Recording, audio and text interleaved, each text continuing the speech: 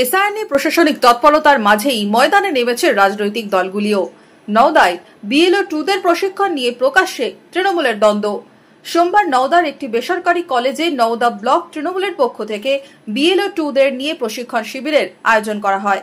সেখানে ব্লক তৃণমূল সভাপতি সফিউজ্জামান শেখ সহ দলীয় নেতৃত্ব ও 255 জন বিএলও উপস্থিত ছিলেন। যদিও বৈঠকে দেখা যায়নি নওদার বিধায়ক শাহিনা মমতাজ খানকে। এ নিয়ে ব্লক তৃণমূল সভাপতির দাবি, বিধায়ককে আমন্ত্রণ করা হয়েছিল। আমন্ত্রণ করেছি, থাকার অনুরোধ জানিয়েছি এবং তার এটা অন্ততপক্ষে এই সময়ে যখন দেশের একটা সংকটজনক অবস্থা, তার নিজের থেকেই অন্ততপক্ষে এই সমস্ত কর্মসূচিতে এগিয়ে আসা উচিত। তিনি কেন নেই তার জবাব তিনিই দেবেন। দলকে যেটুকু বলার জানানোর আমরা জানিয়েছি। আমাদের প্রতি হয়তো তার আস্থা আমরা কোনোদিনই অর্জন করতে পারবো না, পারিনি। আমরা আশাহত সমস্ত দলীয় কর্মসূচি আমরা করে যাই, এখানে কোনো রকম সমস্যা হয় না।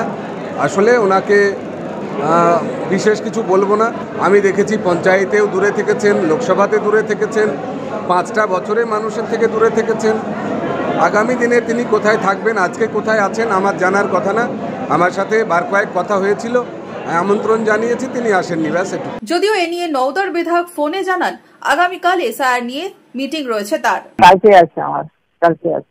কথা বলে না, আমার সঙ্গে যোগাযোগ রাখে না, কোনো সম্পর্ক রাখে না, ও আমাকে নিয়ে চলে না। আচ্ছা, ও নিজেকে নিজেই একটু বড় মনে করে।